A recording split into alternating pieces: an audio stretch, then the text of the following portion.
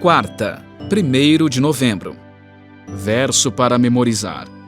Depois disto, ouvi a voz do Senhor que dizia: A quem enviarei?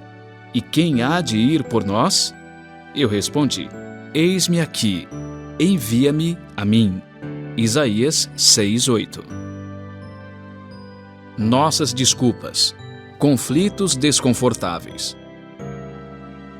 Ah, Senhor, não foi isso que eu disse, estando ainda na minha terra?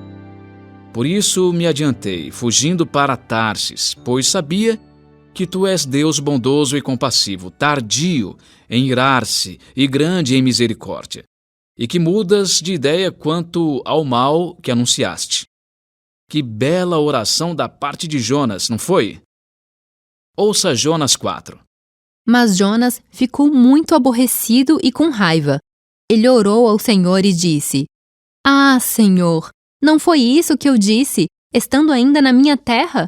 Por isso me adiantei, fugindo para Tarsis, pois sabia que Tu és Deus bondoso e compassivo, tardio em irar-se e grande em misericórdia, e que mudas de ideia quanto ao mal que anunciaste. Agora, Senhor, peço que me tires a vida, porque para mim é melhor morrer do que viver. E o Senhor disse: Você acha que é razoável essa sua raiva?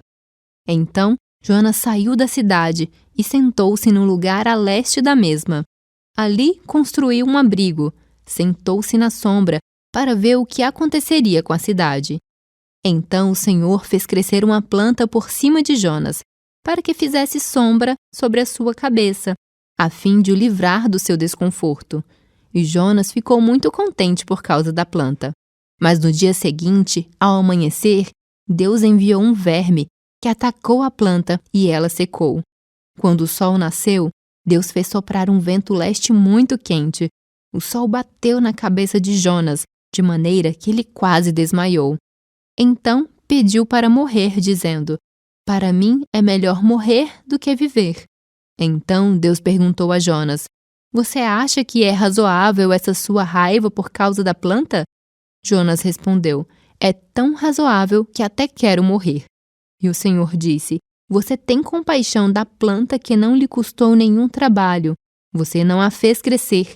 Numa noite ela nasceu e na noite seguinte desapareceu.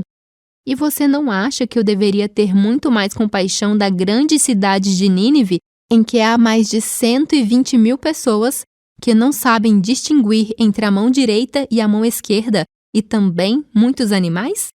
Pergunta 4. O que havia de errado com Jonas? Jonas sentia um ódio tão profundo pelo povo para o qual Deus o enviara que preferia morrer a ser humilhado quando o fracasso de sua pregação sobre o juízo contra Nínive viesse à tona. Jonas queria que Nínive fosse a próxima Sodoma e Gomorra. Ele ansiava pelo juízo divino sobre aquele povo odiado. Quando isso não aconteceu, sua visão de mundo foi abalada ao máximo e Jonas preferiu morrer a permitir que seu mundo fosse virado de cabeça para baixo. Pela segunda vez na história de Jonas, Deus o confrontava não com um sermão ou uma fala, mas com uma experiência. Cosmovisões não se formam sob encomenda, nem mudam porque ouvimos algo novo ou diferente. Visões de mundo são frequentemente formadas e alteradas com base em experiências de vida e como elas são interpretadas ou explicadas. Nessa nova experiência, Deus ajudou Jonas a reconhecer sua visão de mundo distorcida. Ele fez com que uma planta crescesse milagrosamente em um dia para oferecer sombra para proteger Jonas do sol.